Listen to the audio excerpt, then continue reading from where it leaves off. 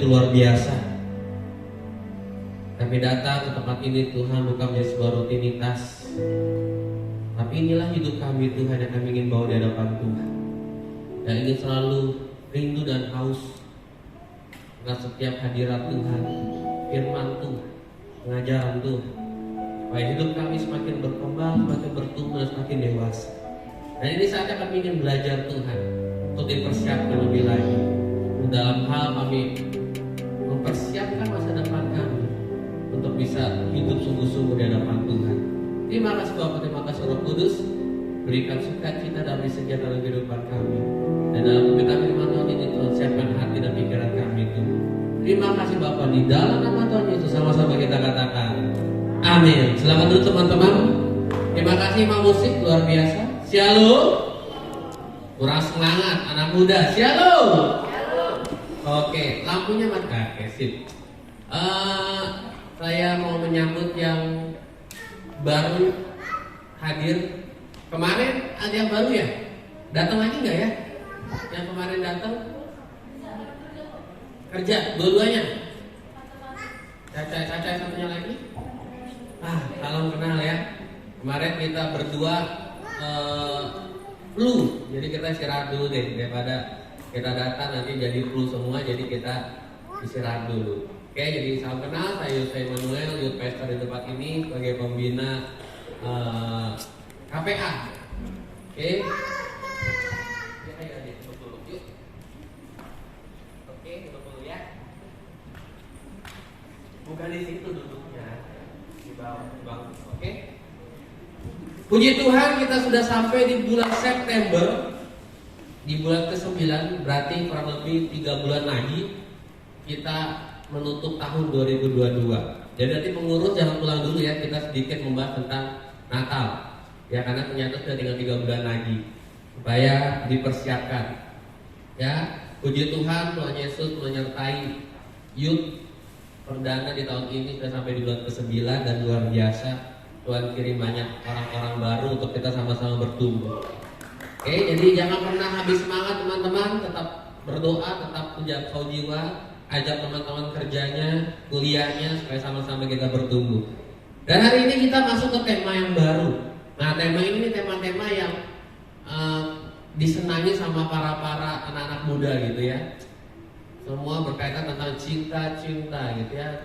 Minggu depan berbicara tentang bagaimana mencintai kekurangan pasangan. Wah. Dan hari ini temanya cukup unik. Bosan dalam hubungan normal nggak? Nah, coba dijawab dulu deh teman-teman. Yang jomblo, yang single, yang udah pacaran, yang udah menikah, sok monggo. Kira-kira bosan dalam sebuah hubungan normal atau tidak teman-teman? Normal ya? Bukan abnormal ya. Bahkan di dalam Tuhan orang Kristen pun bosan itu normal kan?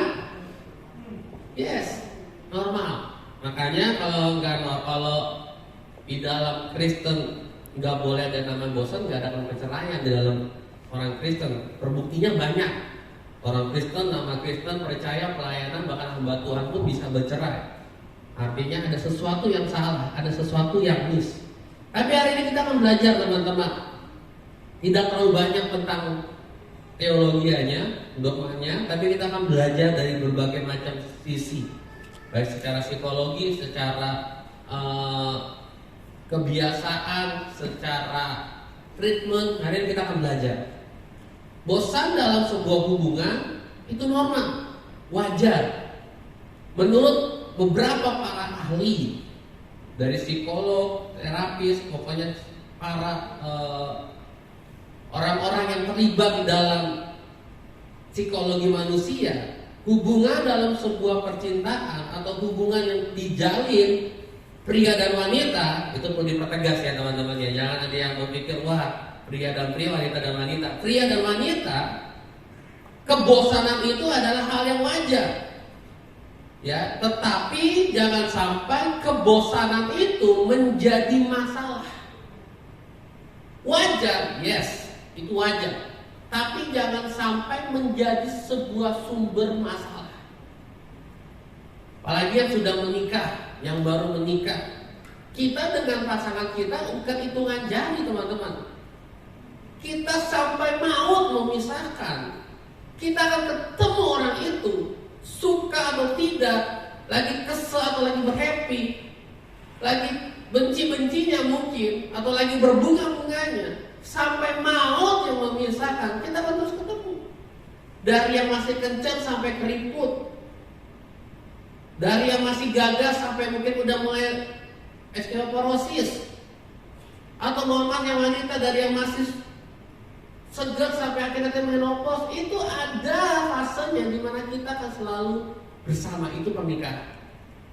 Makanya kalau yang mau sebelum nikah harus punya komitmen, karena pernikahan sekali seumur hidup untuk orang percaya.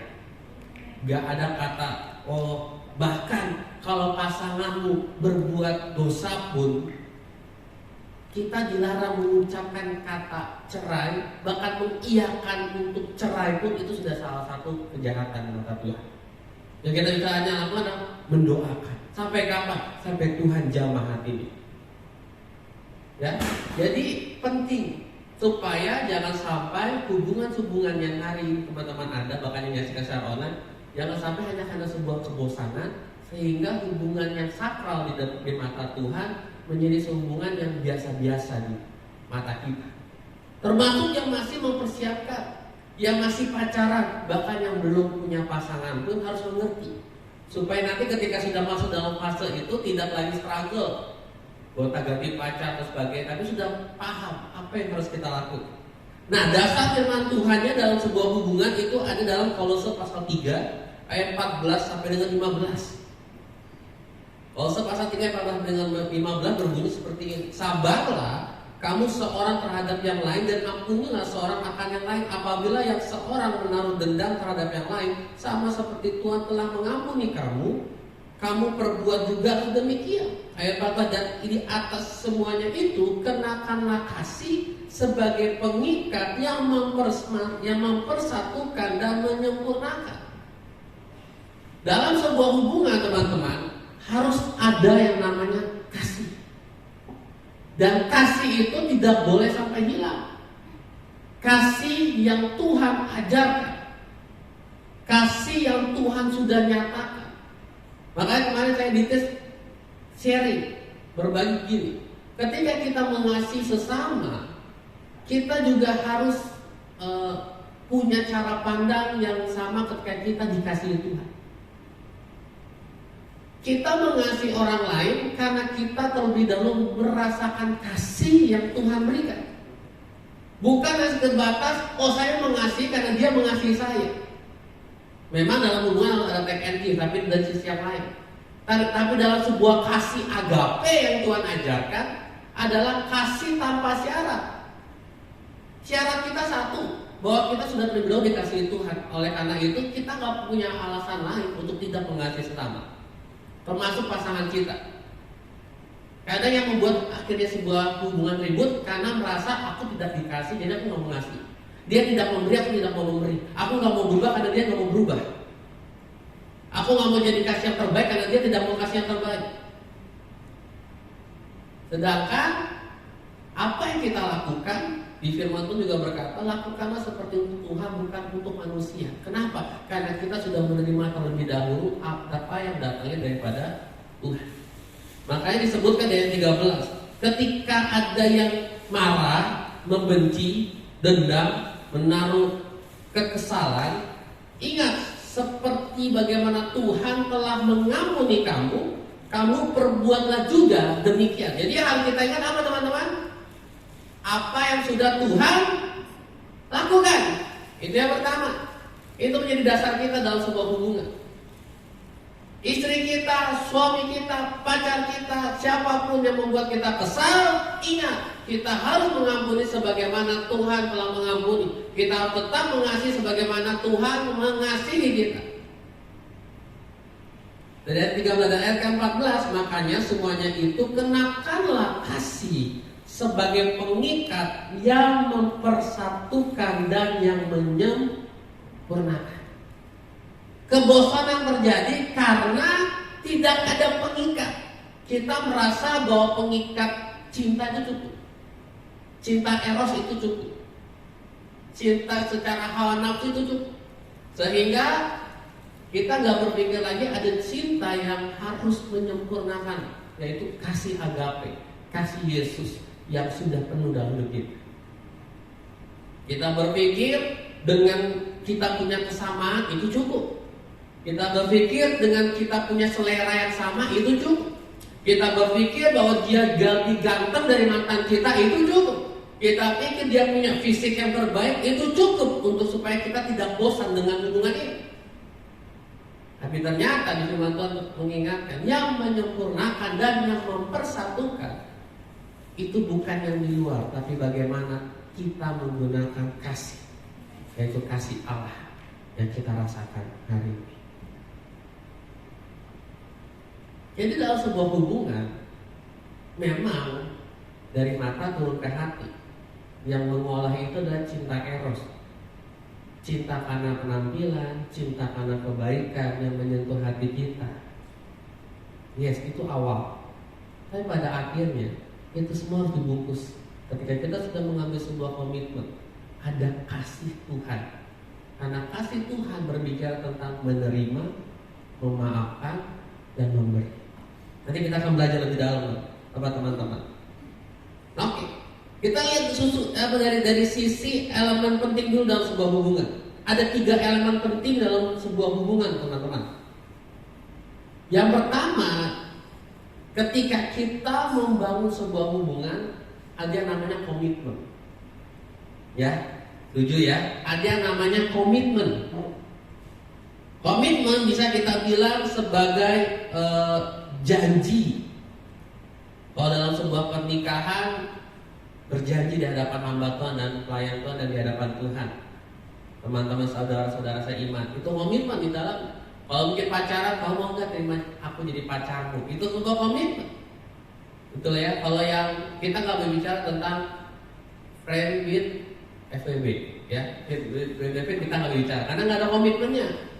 Itu hanya saling menguntungkan. Nggak juga sih, pasti satu ada yang dirugikan. Tapi kalau ngomong sebuah hubungan itu yang punya komitmen. Yes, aku akan setia, aku menerima engkau, aku nggak akan pernah main-main. Karena di dalam sebuah komitmen ada yang namanya tanggung jawab, janji, kesetiaan. Elemen yang pertama inilah yang penting, teman-teman. Ada 4 bentuk komitmen dalam sebuah hubungan yang harus kita perhatikan. Ada 4 bentuk komitmen yang harus kita perhatikan dalam sebuah hubungan. Oke, yang pertama, harus ada yang namanya keinginan untuk menjalin hubungan yang serius. Kalau komitmen tidak ada keinginan dan kerinduan untuk menjalin sebuah hubungan yang serius, itu bukan komitmen. Sebelum berkomitmen, tanya dulu, sudah bisa gak aku punya hubungan yang serius? Hubungan yang serius itu hubungan yang apa ya? Yang gak merasa bahwa dalam let it flow aja. Kalau hanya bicara mau dibawa kemana hubungan kita, jalani aja lah, kita kenal. Itu belum bisa disebut sebagai komitmen. Ya, karena masih abu-abu. Komitmen itu punya kejelasan. Hubungan yang serius itu punya jelas. Kamu menembak aku buat apa? Kalau buat cuma sekedar isi waktu luang, lebih baik jangan. Ya, lebih baik jangan, karena akan banyaknya sakit hati. Hanya buang-buang waktu. Tapi anak Tuhan harus ketika mengambil sebuah keputusan berpacaran, menjalin hubungan, bertunangan, bahkan menikah, harus punya tujuan. Karena itu bentuk dari sebuah keseriusan. Walaupun mungkin sekedar aku akan nikahin kamu 2 tahun lagi, setidaknya ada tujuan bahwa akan dinikahi. Ya, tapi jangan sampai kamu jadi aku pacar buat apa? Ya isi waktu luang aja, kita jalani supaya aku gak sepi, kamu gak sepi. Apalagi masa-masa umur kita nih ya, yang mau ikut deket kepala 3 udah ada. Apa yang sudah kepala 3 tapi belum nikah ya? Berarti jangan ketawa-ketawa kamu. Ketawa-ketawa aja. Kalau masih berpikiran bahwa Umur saya masih 20 kah, 22 atau sekian, ntar aja ngomongin soal yang serius. Yang penting saya punya teman untuk mendampingi. Malu teman-teman saya bilang jomblo ngenes, lebih baik jangan dulu. Bahwa kita belum lulus dalam hal komitmen. Karena pertama, komitmen harus punya keinginan untuk menjalin sebuah hubungan yang serius. Yang kedua, komitmen berbicara tentang masa depan. Jadi saling berkaitan ya teman-teman. Ketika dimotivasi, ada dorongan ingin punya hubungan yang serius, pasti akan selalu membicarakan masa depan. Nanti ketika menikah, tahun pertama harus apa, tahun kedua harus apa, ketika punya anak harus bagaimana, ngurusnya gimana, sekolahnya gimana, nanti anak kedua kapan. Kadang kita berpikir terlalu jauh ya, berpikirnya. Tapi ternyata kalau sudah menjalani, itu penting teman-teman. Itu penting. Karena kita akhirnya punya antisipasi dalam mempersiapkan setiap planning kita. Hati-hati ketika ada yang mengajak kita membuat sebuah hubungan tapi abu-abu. Bagi wanita ya, kalau ada pria yang datang, tapi kalau ditanya planning kehidupannya masih belum bisa jawab, bagaimana ngurusin hidup kalian kalau hidup diri sendiri aja tidak bisa dia atur sedemikian rupa. Sebelum saya menikahi Lasya, saya terlebih dahulu sudah menetap 23, paling lama 26 harus menikah. Gak masalah, menetapkan planning bukan berarti kita melangkahi rancangan Tuhan. Ya, tapi kan itu sebuah tanggung jawab hidup kita. Sebut aja mempersiapkan. Kita juga harus mempersiapkan. Nanti di umur sekian, 27, 28, 29, saya pengen punya anak satu umur sekian, anak kedua umur sekian, itu harus sampai supaya tidak abu-abu. Harus mulai berpikir tentang masa depan. Karena sekedar ingin punya hubungan serius tanpa membicarakan rencana-rencana masa depan dengan pasangan kita, itu belum bisa disebut sebagai sebuah komitmen. Jadi komitmen yang pertama harus punya keinginan hubungan yang serius, lalu dilanjutkan dengan membicarakan hal-hal tentang masa depan. Lalu yang ketiga, komitmen pasti akan berbicara tentang keterbukaan, teman-teman. Keterbukaan bukan terjadi pada saat sudah menikah, tapi keterbukaan harus dilakukan pada saat masa-masa kalian mengenal. Keterbukaan akan masa lalu, keterbukaan akan sifat jelek, keterbukaan akan kebiasaan jelek, keterbukaan akan segala sesuatu yang kalian simpan selama ini, yang mungkin orang lain tidak tahu, bahkan mungkin orang tua pun tidak tahu. Kamu harus bisa terbuka itu terhadap calon pasangan. Karena tanpa keterbukaan itu gak akan benar hubungan. Kenapa? Karena sewaktu-waktu segala sesuatu yang kita tutupi pasti akan ketahuan. Bangke kalau ditutupi lama-lama juga akan kecium baunya. Sepinter-pinternya tupai melompat, sewaktu-waktu akan ya. Banyak hubungan berantakan hanya karena ketika sudah menikah tiba-tiba ada gosip ngomong, kamu nggak tahu mata apa istri kamu dulu seperti ini, lalu dia nggak tahu apa-apa. Lebih baik sebelum menikah terbuka. Jangan terbuka yang lain teman-teman ya, terbuka secara masalah. Ini aku, kamu mau terima enggak? Ya udah aku cari yang lain yang bisa terima aku apa adanya. Karena kita di sini sedang ingin menunjukkan masa lalu kita yang mungkin salah atau apa tidak. Karena dosa sudah selesai, masa lalu sudah selesai. Ini hanya kita kasih tahu, ini loh aku. Karena belum tentu pasanganmu atau calon istri atau calon suami bisa menerima. Belum tentu. Jangan kita berpikir, oh dia baik, oh dewasa, dia bisa terima apa-apa dan sudah terbuka belum? Kalau kita sudah terbuka dan dia bisa tetap membuka hidupnya, itu biarlah jadi masa lalu. Tapi kita bangun masa depan yang lebih baik bersama dalam Tuhan. Tapi dia sudah bisa berkomit, sudah boleh punya hubungan yang serius. Dan yang keempat, komitmen berbicara tentang berkorban. Untuk menjalin sebuah hubungan dibutuhkan yang namanya pengorbanan. Pengorbanan demi kebaikan bersama. Pengorbanan tidak selalu tentang hal yang besar, tapi juga bisa hal yang kecil. Contoh, kita melakukan apa yang menjadi kesenangan pasangan kita walaupun kita tidak senang. Itu juga pengorbanan hal yang kecil. Selama bukan yang kita korbankan adalah prinsip kebenaran, it's okay.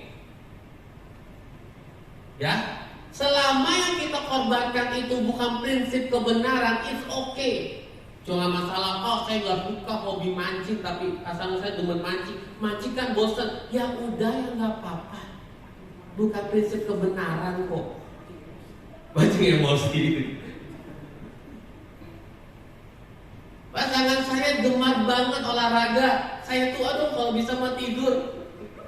It's okay, itu bukan prinsip kebenaran. Toh juga buat kita biar panjang umur. It's okay, selama bukan prinsip kebenaran yang dilanggar, kita perlu berkorban. Kita suka lihat yang besar, tapi kadang yang jadi masalah yang kecil juga. Yang kecil pun juga harus berkorban. Ya udah, terima aja. Selama bukan prinsip kebenaran yang dilanggar. Ya, jadi itu yang pertama tentang komitmen. Lalu yang kedua teman-teman, tentang sebuah hubungan, ada yang namanya keintiman. Hal yang penting dalam sebuah hubungan tadi komitmen, yang kedua adalah keintiman. Keintiman itu tentang kedekatan yang dirasakan oleh dua orang. Ikatan inilah yang menahan mereka untuk selalu bersama. Keintiman, intimacy adalah peran utama dalam sebuah pengalaman manusia secara menyeluruh. Macam-macam keintiman yang harus kita perhatikan. Yang pertama, keintiman fisik. Nah, keintiman fisik tidak selalu berbicara tentang hubungan seksual. Ya, jadi jangan selalu pikir, kalau begitu harus punya intim, dia punya hubungan saya harus berhubungan. Enggak, bukan begitu teman-teman. Ya, tapi keintiman fisik yaitu kita bisa melakukan aktivitas bersama-sama dengan pasangan kita. Contoh, berkebun, bercocok tanam, olahraga, yang ada touchingnya secara fisik, tapi ada batasnya. Masak. Ini makanya tadi saya bilang kita nggak terlalu bicara secara teologis, tapi berbicara secara psikologis juga. Karena hubungan kalau ngomongin soal firman doang belum tentu masuk gitu ya, tapi harus ada praktek. Keintiman bisa terbangun secara fisik ya itu, olahraga bersama, masak, cuci motor. Yang penting apa yang dilakukan itu ada bentuknya. Atau kalau pasangannya lagi capek, jadi nih bau aku senderin. Jangan langsung berat gitu. Hah? Itu contoh sederhana yang bisa kita praktekkan. Ya, yang masih jomblo ya udah simpan dulu saja ya, simpan dulu.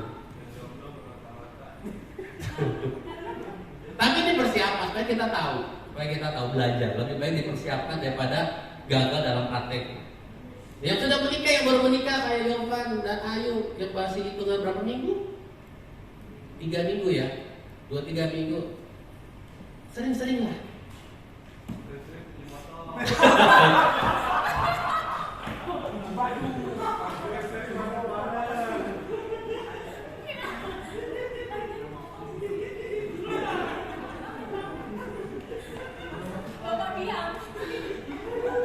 Oke, next. Keintiman yang kedua tadi kan fisik, yang kedua adalah emosional, teman-teman. Bahwa kita pun juga harus emosional kita dengan pasangan kita juga intim jadi satu. Dengan cara apa? Buatlah pengalaman-pengalaman bersama yang melibatkan emosional. Jangan hanya sebatas bahas, dulu aku kesini sama mantanku nih.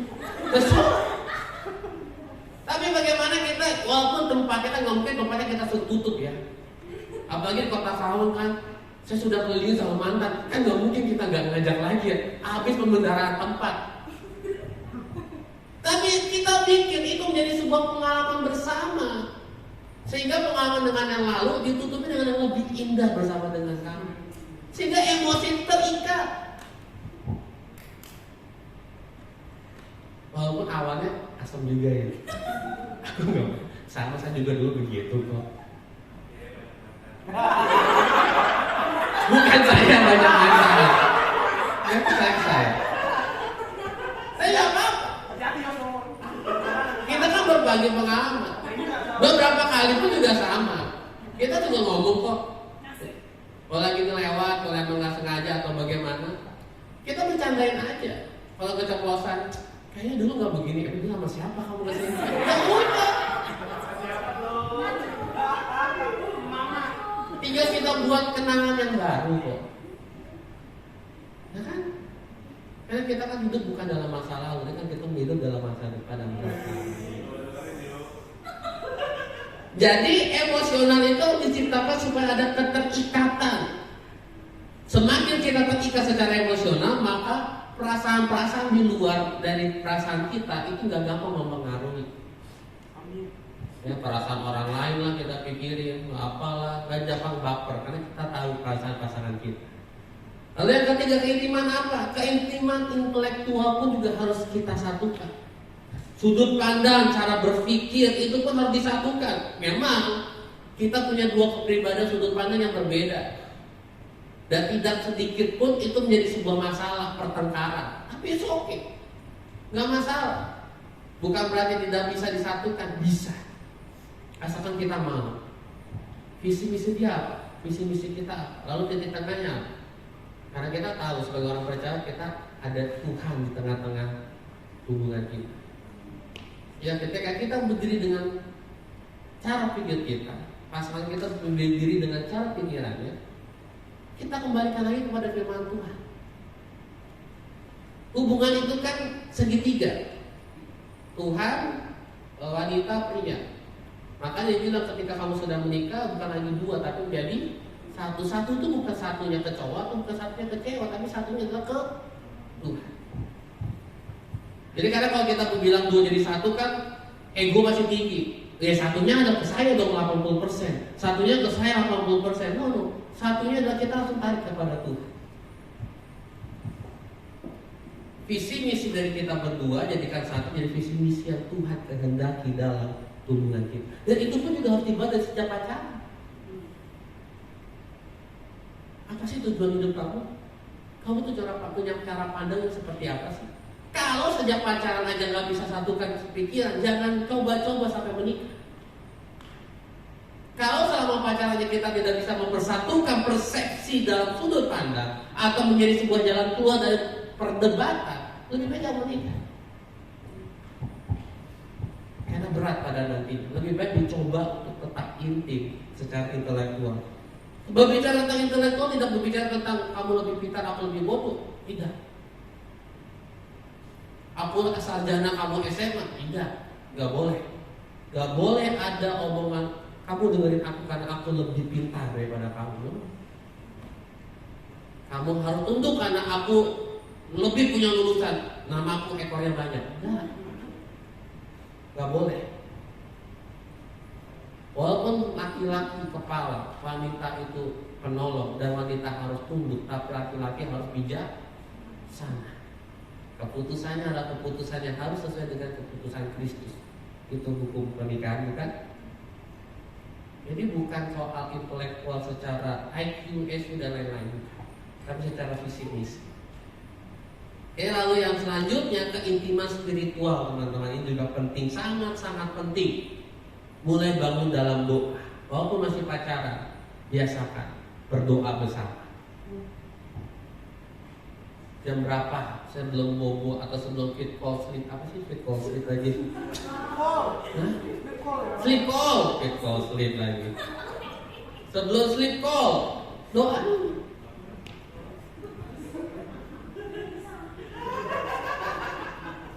Ya, doa. punya hubungan yang intim dalam roh juga, supaya spiritual roh kita tetap terkoneksi juga di hadapan Tuhan. Dan tentu keintiman waktu, apalagi sudah punya menikah, bahkan yang punya anak, kadang perlu waktu untuk pacaran, betul Pak Indra? Kadang baru punya anak, oh ini yang David masih belum bisa ditinggal ya. Kamu udah masih bisa, masih dititipin rumah masih bisa.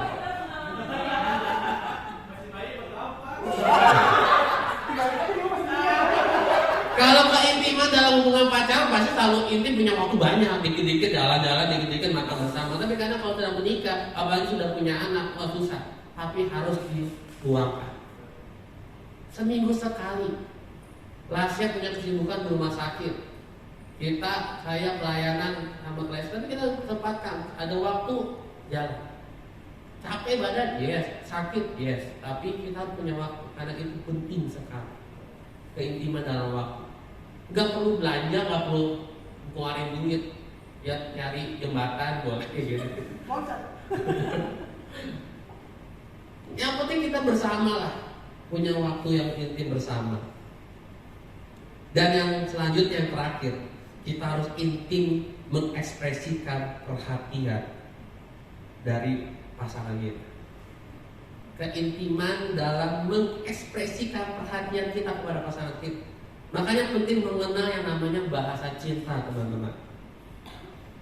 Kadang pasangan suami istri termasuk saya pun juga belajar tentang yang namanya bahasa cinta.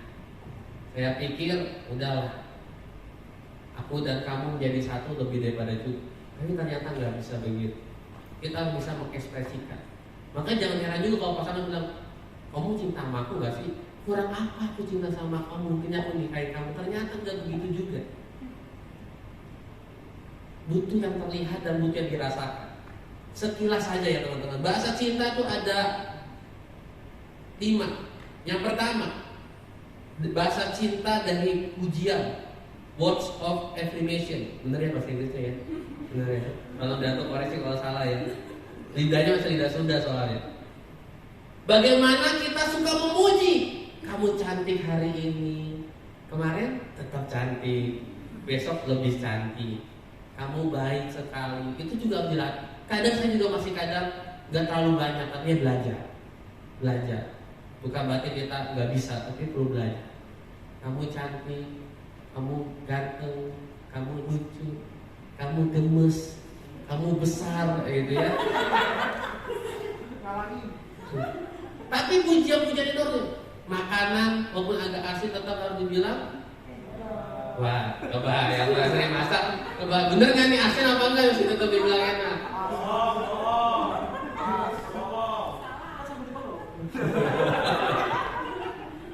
Ya, tapi itu pujian harus dibiasakan. Nggak boleh jadi pribadi yang cuek. Saya dulu gitu.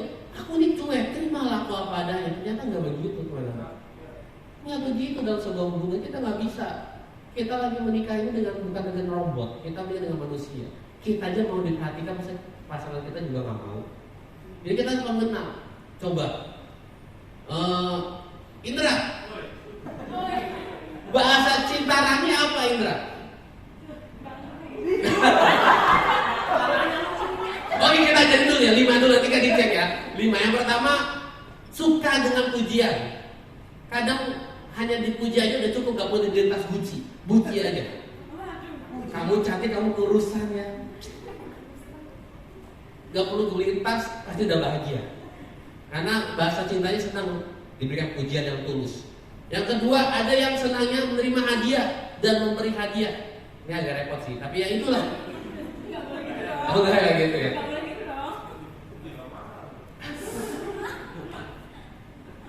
Kasih dikit-dikit bunga, kasih dikit-dikit kue.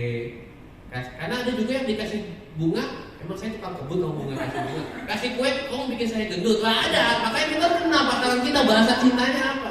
Tapi ada dikasih bunga, senang berbunga-bunga.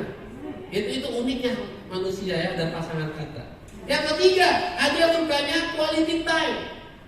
Nonton bersama, jalan-jalan bersama, makan bersama, masak bersama, nyuci motor. Itu loh. Lalu yang keempat, ada yang suka sukanya physical touch. Bukan berarti dipegang-pegang. Bukan. Tapi yang sukanya kalau lagi jalan terus dirangkul. Itu merasa nyaman, ada. Daripada kadang-kadang kamu ini jalan sama pembantu atau bodyguard, nggak disentuh-sentuh aku, dipegang tangannya. Tapi ada juga yang risih. Kita mau nyebrang apa ya pegang kamu? Kita takutnya ada.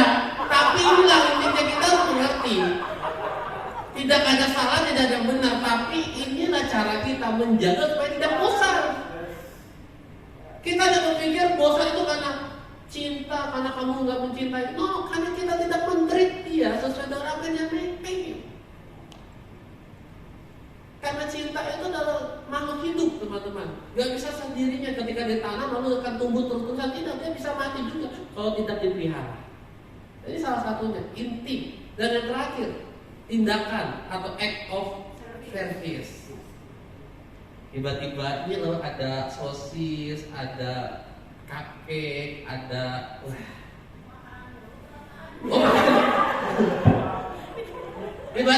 tiba-tiba bikin postingan dengan caption yang romantis. Kenapa hari ini gak ada bintang? Karena bintang aja malu dengan sinar wajahmu yang begitu. Itu tanpa disuruh tapi dilakukan. Ada bentuk pelayan. 5 hal ini kita harus paham. Dan saya sedang belajar terus untuk memahami. Karena setiap waktu kadang bukan berarti 5 cuma 2 yang ada, sebenarnya 5 itu 5-5-nya ada. Hanya kapan waktu dan kondisinya yang paling tinggi yang dibutuhkan itu yang muncul. Jadi ada harus punya kesadaran. Tapi memang terkadang kalau berulang-ulang ada yang paling dominan. Dan itu yang kita lebih peka. Nah, kok Indra balik lagi. Dari 5 itu itu. Enggak bisa. Tetap pulang bahaya nih. Lalu disensor live ini.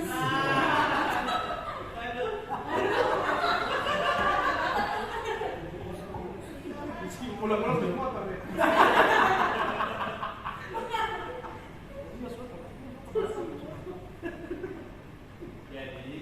Oke. Selanjutnya itu tadi tentang keintiman, tentang komitmen, dan yang terakhir dalam sebuah hubungan harus ada yang namanya gairah, teman-teman. Gairah bukannya sebatas tentang hasrat seksual atau apa, tapi gairah di sini tentang bagaimana kebutuhan sistem kita atau kebutuhan aktualisasi diri kita yang bisa didukung oleh pasangan kita. Jati diri kita itu harus bisa disupport. Gak boleh dimatikan atau dikekang, tapi harus bisa didukung sehingga menjadi pribadi yang semakin sempurna lagi. Itu gairah. Jangan sampai pasangan kita membuat kita melupakan keinginan, tujuan hidup, masa depan. Tapi pasangan harus menjadi orang pertama yang mendukung walaupun gak ada yang mendukung, yang harus mensupport walaupun tidak ada yang yakin kamu bisa, yang harus tetap optimis walaupun semua orang pesimis terhadap diri. Itu pasangan. Maka ketika kita bisa melakukan 3 hal itu, komitmen, keintiman, dan gairah, maka kita sudah bisa mulai yang namanya membangun sebuah hubungan. Oke, kita lanjut dengan cepat. Memang tantangan bagi sebuah hubungan itu adalah waktu. Seperti saya bilang, waktu bisa membuat cinta semakin hot, dan waktu pun bisa membuat cinta semakin dingin atau pudar. Makanya kalau dibilang, 5 tahun pertama ini adalah masa-masa genting dalam sebuah pernikahan, lalu 5 tahun selanjutnya masa-masa dingin dalam sebuah pernikahan. Buktinya apa? Semakin lama pernikahan semakin gak ada mesranya. Mayoritas. Masih berapa persen kalian kalau dari jalan umur 70 tahun jalan masih pegangan tangan? Dalam setahun deh, pernah gak lihat pasangan umur 80-70 tahun tapi masih mesra? Karena saya suka berandai ketika lihat video di Instagram, TikTok yang sempat heboh, kalau nggak salah ya, yang ada seorang kakek-kakek nunggu istrinya di bandara bawa bunga di usia mungkin 80. Itu menggambarkan sebuah cinta yang tidak pernah kenal waktu yang mereka jaga. Tapi ketika waktu tidak dijaga cintanya itu jadi tinggi. Penyebabnya apa? Yang pertama, cinta tidak dirawat. Merasa sekali cinta tetap akan selalu cinta. Tidak. Cinta itu tumbuh ketika ada action. Makanya ada lagu Dewa 19. Apa coba? Itu band Mami. Apa? Aku bisa membuat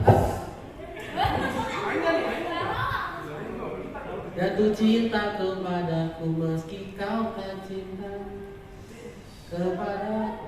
Terus selanjutnya? Oke, waktu.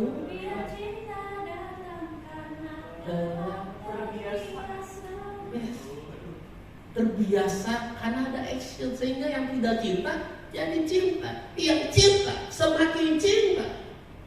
Tapi kalau tidak ada action, tidak dipelihara, cinta itu tidak. Tapi kita selalu menyalahkan pribadi lepas pribadi karena cinta yang pudar. Padahal kesalahan dalam diri kita yang tidak pernah merawat cinta itu. Yang kedua, apa penyebabnya sehingga cinta menjadi pudar? Masalah tidak diselesaikan. Bahkan tadi saya awali dulu dengan 3 hal komponen atau hal yang paling penting dalam sebuah hubungan. Kalau kita bisa komitmen, kita bisa jaga keintiman, kita bisa tetap menjaga kegairahan, maka pasti masalah akan bisa diselesaikan. Gak ada masalah yang tidak bisa diselesaikan. Kenapa? Karena hubungan butuh yang namanya masalah. Heran ya? Tadi saya mau bilang, hubungan harus ada masalah di dalam. Karena kalau hubungan gak ada masalah, itu pun dipertanyakan, ada kehidupan gak di dalamnya? Semakin ada kehidupan, maka semakin akan ada masalah. Kan itu juga ada firmannya kan? Besi menajamkan besi, manusia menajamkan sesamanya. Orang terdekatlah yang akan menajamkan kita semakin tajam. Nah itu pasangan kita. Dengan apa? Perbedaan pendapat, masalah, goncangan, itu yang akan menajamkan kita. Tapi harus diselesaikan. Makanya gak boleh menyimpan amarah sampai matahari terbenam. Harus bisa diselesaikan. Artinya gak boleh berlarut-larut teman-teman. Kalau ngomong orang psikologis kan butuh ada yang namanya cooling down dulu. Oke. Tapi setelah itu kita harus bisa berbicara. Penyelesaian yang terbaik adalah dengan berbicara. Saya belajar itu teman-teman. Saya berpikir waktu itu penyelesaian masalah terbaik adalah karena kita diam. Tapi ternyata penyelesaian masalah yang paling terbaik adalah kita bicara. Karena ketika kita bicara, kita tidak sedang menyimpan bom dalam diri kita. Ya. Karena kalau kita diam, seolah-olah semuanya berakhir dengan cepat. Tapi suatu waktunya akan meledak. Kamu gak sabar dari dulu, gak pernah marah, gak pernah komplain. Kamu tahu gak isi hati saya? Hah? Tapi kalau kita berbicara, jangan ada omongan itu. Kenapa? Karena udah lalu, udah diselesaikan, sudah dibicarakan. Pahit atau tidaknya, enak atau tidak enak, harus tetap diomongin. Karena setelah ngomongin itu, mungkin kita terluka, tapi kan akhirnya tetap sayangan. Yang udah menikah ya, kalau yang belum menikah, ya kan tetap mesra, tetap diomongin I love you. Walaupun kita berantem, tetap aku cinta kamu, tetaplah kamu segalanya. Yang udah menikah tetap di ranjang yang sama. Besok bangun tetap lihat dia. Jadi biarkan semuanya beres. Yang ketiga yang membuat cinta itu pudar karena kita gagal mensinergikan perbedaan.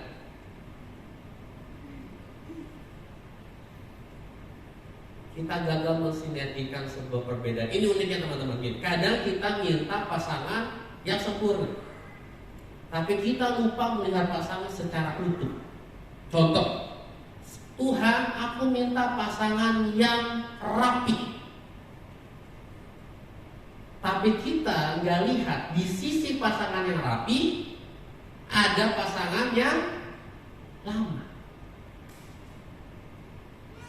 Di dalam diri pasangan kita yang rapi pasti ada sisi yang dia lama dalam prepare. Kenapa? Untuk bisa rapi butuh yang namanya waktu.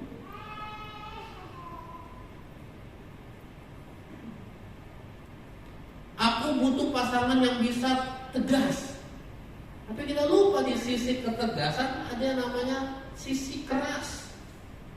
Tapi kita nggak bisa menerima sisi keras. Sehingga masalah jadi muncul. Kok waktu pacaran nggak begitu ya? Kok dia udah menikah keluar semua boroknya? Bukan, itu dari dulu ada. Tapi memang pacar kita lihat luar baik ya.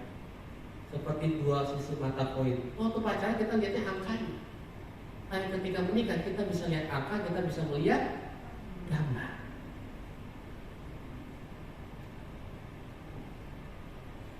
Aku minta pasangan yang menghargai waktu. Tapi ketika sudah menikah, kamu jangan buru-buruin aku dong. Nah, terbalik. Aku minta pasanganku yang sabar. Artinya kalau orang yang sabar pasti lebih banyak sedikit bicara. Tapi giliran udah menikah, kamu banyak ngomong dong. Kamu pimpin aku dong. Ngomong seperti seorang laki-laki. Ya gimana? Kamu mau lagi berantem cuma bisa diem. Aku udah ngoceh 1000 bahasa, kamu gak ada ngoceh ngomong sama sekali. Nah kita mintanya orang yang sabar. Dia udah sabar. Kamu 1000 kata, dia cuma 1, sabar loh. Artinya perbedaan itu kita bisa terima ketika kita meminta sesuatu sepribadian daripada Tuhan. Akhirnya kita harus, ketika kesadaran itu ada, kita bisa menyamakan sebuah perbedaan. Perbedaan itu akan menyempurnakan teman-teman. Percaya. Kita menikah bukan mencari yang sama, tapi kita mencari yang bisa menyempurnakan. Dan terkadang dengan perbedaan-perbedaan itu, itulah cara Tuhan menyempurnakan kita. Kalau dua-duanya pendiam, rumah jadi kayak gimana? Repot. Sunyi senyap, mengheningkan kita. Tapi kalau dua-duanya pemarah, ini kayak kantor ini kali, demo terus kayak. Tapi kalau ada yang satunya pendiam, ada satunya tukang ngomong, ada take and give, kita sama-sama belajar. Yang pendiam belajar untuk bisa ngomong, yang tukang ngomong belajar untuk bisa ngerem. Jadi sempurna, jadi lebih baik. Oke, lalu yang keempat, penyebab cinta menjadi pudar karena kita tidak siap mengampuni. Ada satu circle kehidupan dalam sebuah hubungan dan coba saya renungkan teman-teman. Bahwa dalam sebuah hubungan ada yang namanya cinta. Lalu ketika kita fall in love pasti akan terluka. Dan ketika kita terluka kita harus mengampuni. Dan ketika kita sudah mengampuni, kita jatuh cinta kembali dengan pasangan yang sama. Dan itu akan terus dan terus dan terus. Jangan jatuh cinta dengan pasangan yang baru ya. Pasangan yang sama. Cinta, yes. Tapi ingat, cinta akan bisa membuat kita terluka. Dan ketika kita terluka, kita harus mengampuni. Dan ketika sudah mengampuni, jatuh cinta lagi kepada pasangan. Jangan pernah punya pikiran untuk mencari yang lain. Apalagi sudah menikah. Celah dari sebuah perselingkuhan adalah pertama, sulit untuk mengampuni. Kalau dibilang cinta sudah pasti cinta lah, namanya juga pertama menikah pasti cinta. Tapi ketika tersakiti, sulit untuk mengampuni. Dan ketika sulit mengampuni, bagaimana mau jatuh cinta pada orang yang sama? Rantai inilah, circle inilah yang harus kita tanam. Cinta tersakiti yang tidak mengampuni jatuh cinta lagi. Nanti akan tersakiti lagi, mengampuni lagi, jatuh cinta lagi. Itu wajar, itu hal yang akan kita lewati. Dan yang terakhir, yang kelima, penyebab cinta itu bisa pudar kenapa? Karena kita membawa trauma yang tidak diselesaikan dalam hubungan kita. Sampai kapanpun teman-teman, jikalau kita belum bisa membereskan hubungan kita atau trauma-trauma masa lalu dalam kehidupan kita, jangan pernah sekali-sekali mulai sebuah hubungan. Karena itu gak akan pernah beres. Akan selalu menjadi duri dalam daging kita, akan selalu menjadi batu dalam hubungan kita. Saya gak bisa, saya punya masa lalu. Kamu gak boleh. Masa lalumu sudah lewat dan bukan bersama dengan pasanganmu sekarang. Buatlah kenangan yang indah bersama dengan pasanganmu sekarang. Buat apa ungkit?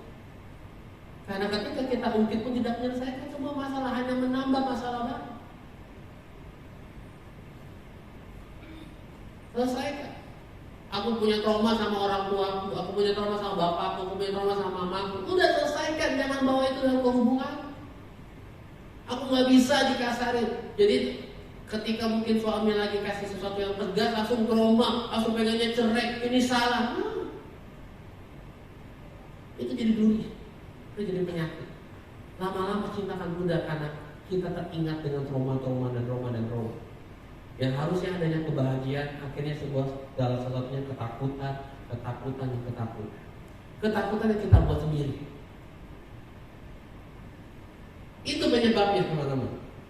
Oleh karena itu, kalau berbicara cinta harus ada yang namanya take and give. Tadi saya bilang, cinta kasihnya agape, tapi prakteknya take and give. Dalam hal apa? Kita harus sadar. Kembali saya bilang, kita harus memberi yang terbaik, dan kita juga harus menerima apa yang ada dalam pasangan kita. Dan itu harus ada di setiap pribadi. Saya harus punya pandangan, aku harus berikan yang terbaik, dan aku juga harus menerima dia apa adanya. Jadi kita tidak menuntut, tapi kita mencoba memberikan yang terbaik. Dan sama pasangannya juga punya pikiran sama. Aku tahu kamu seperti apa. Mungkin kamu gak bisa berubah atau menjadi seperti apa yang aku minta, tapi aku tetap mau berikan yang terbaik buat kamu. Kita memberi, kita menerima. Kalau setiap istri, suami, cewek, cowok punya dasar bahwa cinta berbicara tentang take and give, menerima kekurangan dan memberi yang terbaik dalam dirinya untuk pasangan, pasti akan jadi keluarga atau hubungan yang sehat di mata Tuhan. Karena setiap kita punya porsi, kita tahu dan sadar porsinya masing-masing. Oleh karena itu, teman-teman, apa yang harus kita lakukan?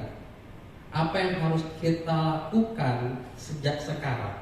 Apalagi yang belum menikah atau masih mencari pasangan, ada beberapa hal yang harus ditanyakan, harus dipertegas kembali.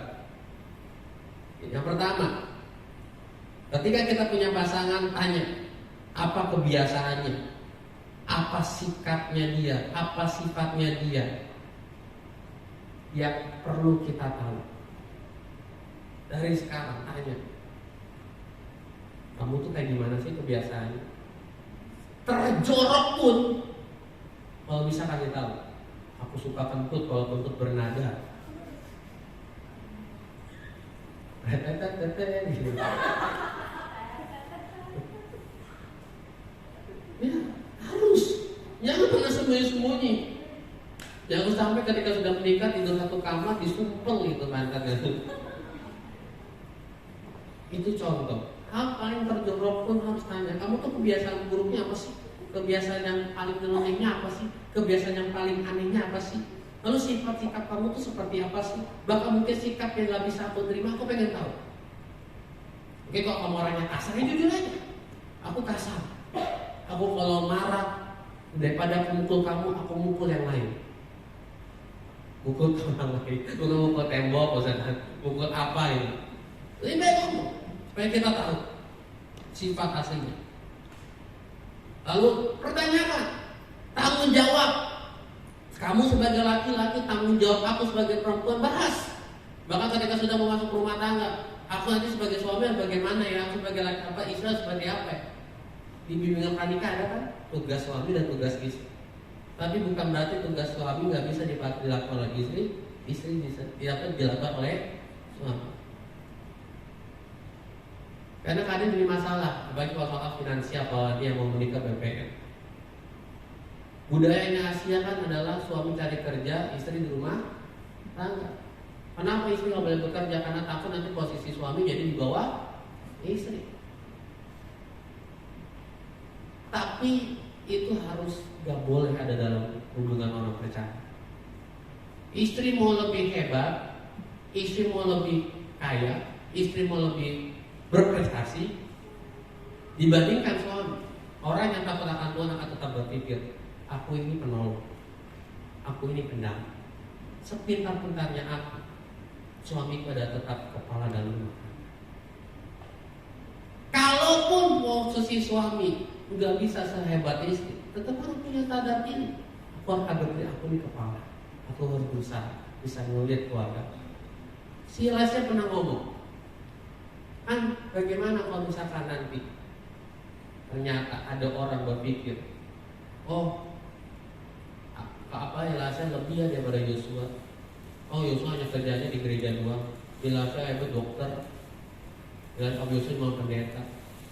Bagaimana pendapat kamu? Saya dengan mudah nggak mau jawab, ya kenapa? Gak ada masalah. Asalkan satu, selama kamu tidak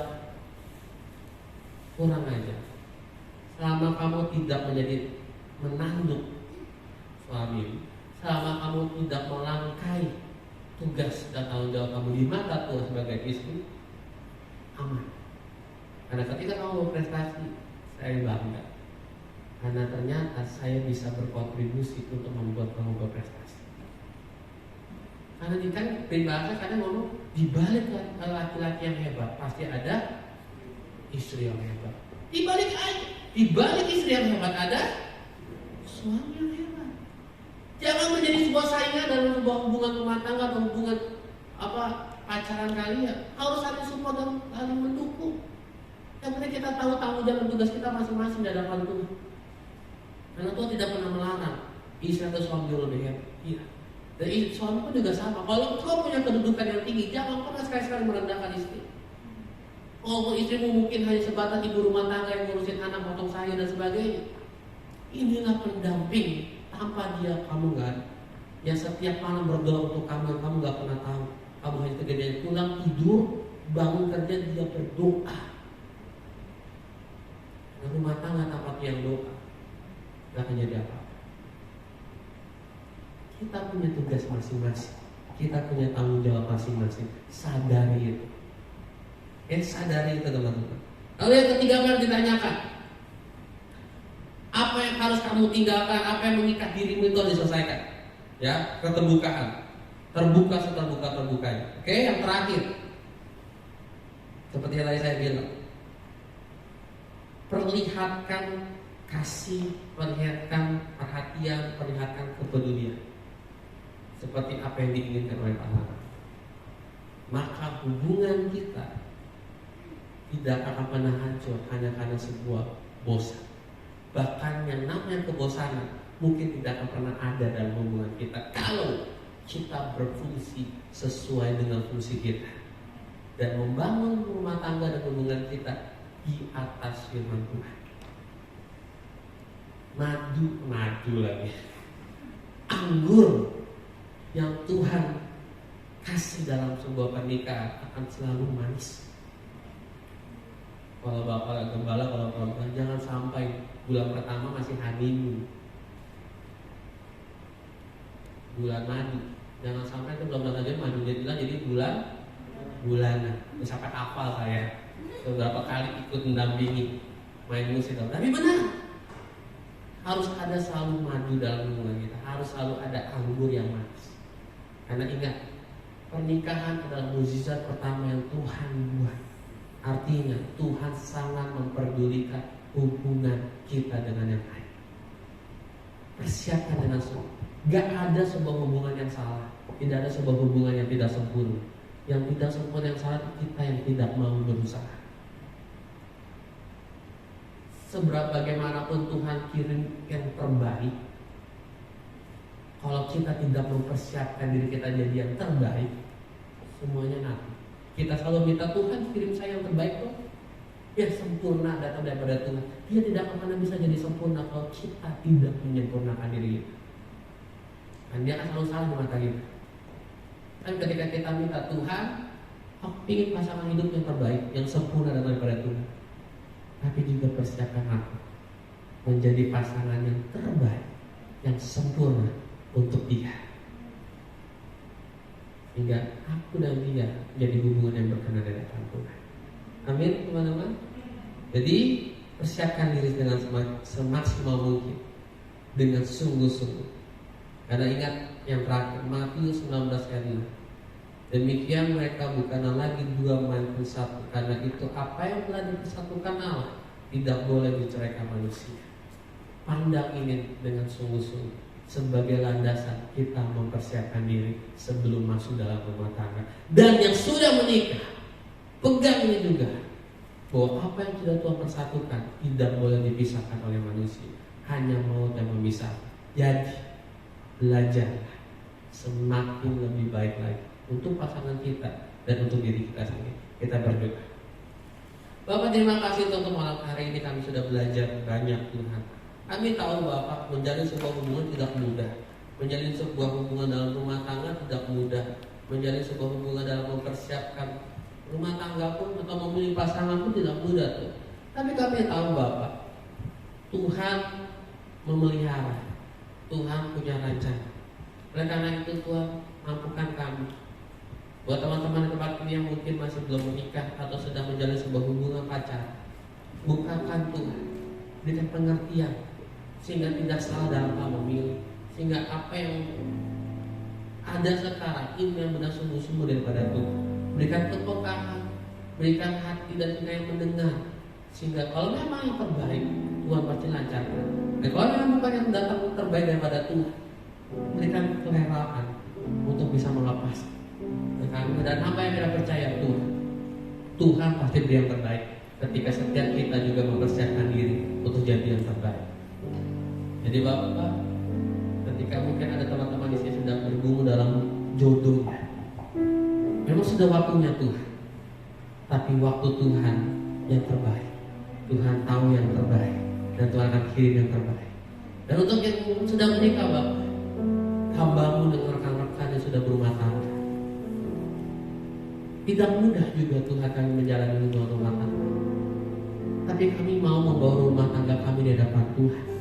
Engkau yang menjadi kepala, Engkau yang berotoritas, Engkau menjadi pusat dari rumah tangga kami. Sehingga setiap apa yang kami lakukan, bahkan dalam pergumulan dan konflik, dalam hal-hal yang kami bangun, bahkan nanti anak-anak kami juga Tuhan, kami minta Kau tuntun, berikan kami kedewasaan, sehingga kami bisa menghidupi setiap peran yang Tuhan sudah tentukan untuk setiap kami, tanggung jawab yang Tuhan berikan, sehingga keluarga kami menjadi keluarga yang berkenan, keluarga kami menjadi keluarga yang akan melayani Tuhan dengan sungguh-sungguh. Ada perkenanan Tuhan dalam keluarga kami, sehingga nama Tuhan dimuliakan. Bahkan keluarga, anak, cucu nanti kami Tuhan, ada yang anak-anak dan cucu-cucu yang diberkati Tuhan. Kami mau membangun ini semua Tuhan dengan takut akan Tuhan yang dapat.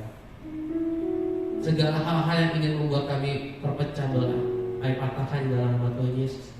Segala bentuk kebosanan, boring atau apapun itu Tuhan, biarlah anggur selalu manis dalam hubungan pernikahan kami. Biarlah terus Kau gali dengan sesuatu yang baik dalam hidup kami, dalam pernikahan kami Tuhan. Sehingga bukan kita kami bisa menikmati, bahkan kami bisa membagikan itu kepada banyak orang, menjadi berkat melalui keluarga kami. Terima kasih Bapak, terima kasih Roh Kudus. Hamba berhenti berbicara, tapi Kau yang terus mengingatkan, Kau yang terus mendewasakan. Terima kasih Bapak. Di dalam nama Tuhan Yesus sama-sama kita katakan amin. Ada yang mau pengumuman atau saya langsung? Sebelum pengumuman kita berikan persembahan dulu, kita berdoa. Bapak terima kasih sudah ada kesempatan kami memberikan persembahan. Biarlah apa kami berikan ini menjadi sesuatu yang berkenan di hadapan Tuhan, dan pakai gerejamu, komunitas ini Tuhan untuk bisa melayani semua dengan benar di hadapan Tuhan. Terima kasih Bapak, di dalam nama Tuhan Yesus. Haleluya. Amin. Oke, kami dijalankan minggu depan. Bisa ditampilkan? Ya, minggu depan kita akan dilayani oleh Pastor Marsya Manopo. Ya, puji Tuhan dapat waktu dia untuk bisa hadir berbagi dengan kita dengan tema mencintai dalam kekurangan pasangan. Ya, jadi ajak teman-temannya untuk hadir supaya kita sama-sama bisa bertumbuh, apalagi di usia-usia kita yang sudah matang ya, dan mungkin menuju kepada kematangan itu enggak ya. Pokoknya usia matang, ayo semakin lebih dipersiapkan dan semakin lebih belajar lagi. Jadi kita ada Mas Manopo minggu depan sudah fix ya, udah pulang ya dari Australia. Kalau belum kita kasih jet lah biar dia cepat pulang. Oke, selanjutnya ada cool. Nanti aku lagi.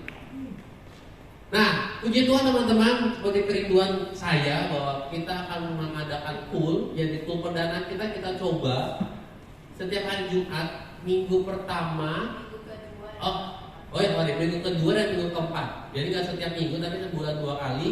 Minggu kedua dan minggu keempat jam 6 di tempat ini teman-teman. Ya, kita coba. Karena kegiatan kita cukup padat, jadi kita coba jam 6. Ya, saya undang teman-teman sama-sama kita berkumpul dalam komunitas pool. Komunitas pool itu lebih banyak sharingnya, berbagi. Gak akan selalu saya ngomong. Nanti teman-teman bisa berbagi kerjaan, pengalaman apa yang sedang terjadi di situ. Kita akan quality time juga nanti 2 bulan sekali. Entah kita nonton bersama, jalan-jalan bersama, atau berbagi kasih bersama. Pokoknya komunitas pool ini lebih santai. Ya, nggak seperti ibadah raya. Mungkin 1 jam kita bertemu, selebihnya kita kemana gitu, hangout atau bagaimana ya. Di tempat ini jam 6 sore, ini akan dilakukan secara hybrid juga.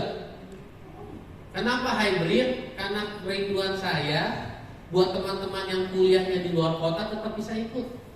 Siapa tahu memang kalau rancangannya Tuhan kita bisa buka komunitas di sana. Kita menjadi berkat untuk anak-anak muda di sana. Jadi yang berhalangan mungkin kerja atau bagaimana bisa ikut via Zoom. Nanti ID Zoom-nya akan saya bagikan di grup. Ya, jadi teman-teman bisa ikut via Zoom. Dimanapun teman-teman berada bisa, mau yang lagi di Jakarta, nanti yang mau pulang ke Solo, bukan berarti kita lepas konteks, tetap ada sarana untuk kita bisa sama-sama. Ya, jadi Jumat ini jam 6 sore di tempat ini kita akan ada pool pertama kita secara offline dan online. Ya, jadi ayo saya undang teman-teman untuk kehadiran. Oke, share, bagikan. Karena ini kerinduan yang sudah lama, ya puji Tuhan di bulan ini bisa berjalan. Oke, lalu ada lagi? Latihan. Memang latihan ini banyak anak-anak tim, tapi nggak menutup kemungkinan juga untuk teman-teman yang bahkan yang sudah bisa bantu saya ajarin mereka. Bukan mereka ini. Ini udah jauh-jauh. Ya. Karena nantinya mereka akan juga penerus kita semua youth atau penerus gereja. Jadi yang teman-teman yang mau melayani juga sama-sama bisa belajar. Yang sudah pro, ajarin. Ya, jadi ada 2 nih kalau buat youth. Sama-sama kita belajar, yang sudah pro, ajarin. Adik-adiknya sama-sama bisa melayani bersama. Oke? Jadi setiap Kamis jam 6:30 ini malah, bukan 7:30. 7:30. Direvisi dong, direvisi. 7:30 selesai terus jam doang ya. 7:30. Oke teman-teman, jadi saya undang untuk melayani. Yuk sama-sama kita melayani. Oke, next ada lagi. Oke, kalau tidak ada, nanti kemudian kita waktunya sebentar ya. Kita bangun Natal kita bagi peserta dengan mata. Ada yang baru pertama kali hadir? Oke, tadi aja Caca. Ini Caca sama kita sama bisa. Ini gara-gara mana yang berbicara? Caca siapa? Caca Mani. Yang satunya lagi? Caca. Caca Mani ya. Kamu anaknya siapa dulu? Enggak. Kokok lagi. Jadi Kokok ya. Kokok tuh punya teman, margarin belakangnya Mani juga. Berapa kali nggak kenal? Tapi kayaknya bukan ya. Kamu nggak punya saudara ya? Nah, namanya? Nggak tahunya ada pendeta Mani. Tuh saya lupa juga deh. Oke, selamat datang. Kerja di mana? Masih nyari ya? Abang Sokrat nanti Tuhan pasti akan ganti. Tetap percaya. Karawang banyak untuk kerjaan. Kalau nggak ada saya pilih mau kerjaan. Oke? Oke, kalau begitu kita bagi berdiri, kita mau tutup ibadah kita pada malam hari ini. Yuk, mari kita berdoa ya. Bapak, terima kasih Tuhan kembali dan mengucap syukur bahwa ibadah kami pada hari ini dengan luar biasa penuh dengan sukacita. Jangan terpakai terus komunitas ini Tuhan, komunitas anak muda, dewasa muda, di mana usia mereka yang produktif Tuhan. bukan sekedar produktif di dalam pekerjaan, tapi juga produktif dalam ikut Tuhan. Maka itu Pak Kopres ini mempersiapkan kami semua Tuhan semakin dewasa lagi. Terima kasih Bapak, terima kasih Roh Kudus. Apapun yang beban hidup mereka, beban doa mereka, terus seperti kami sudah doakan Tuhan, Kau yang mendengar, Kau yang mempersiapkan, dan Kau yang menjawab. Tepat pada waktunya Kau pasti berikan yang terbaik. Bahkan untuk teman-teman kami hari ini sudah hadir, apapun yang sedang terjadi dalam kehidupan mereka, Tuhan Kau jamah, Kau berikan yang terbaik Tuhan, sehingga bisa berkumpul di tempat ini dan suara apa. Bahkan untuk pul kami mencari hidupkan Tuhan, biar menjadi awal untuk kami semakin disatukan lagi, kenal satu dengan yang lain lagi Tuhan, semakin penuh dengan kasih Tuhan dalam komunitas kami.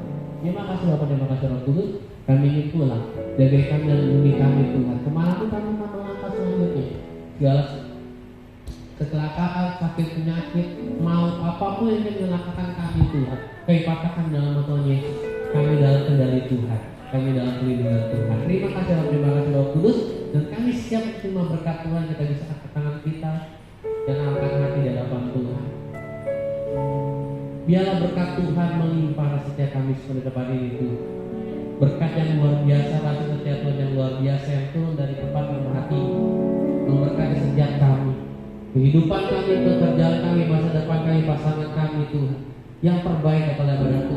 Kau yang mempersiapkan, Kau yang memberi. Dan lebih daripada itu Tuhan, ketika Engkau datang ke kedua kalinya, Kau akan mendapati kami menjadi umat-umat Tuhan yang setia dan layak untuk sama-sama memegang kerajaan Allah, memerintah untuk selama-lamanya. Di dalam nama Tuhan Yesus sama-sama kita katakan amin. Selamat bersaat teduh, kita foto bersama sebelum kita berbincang-bincang.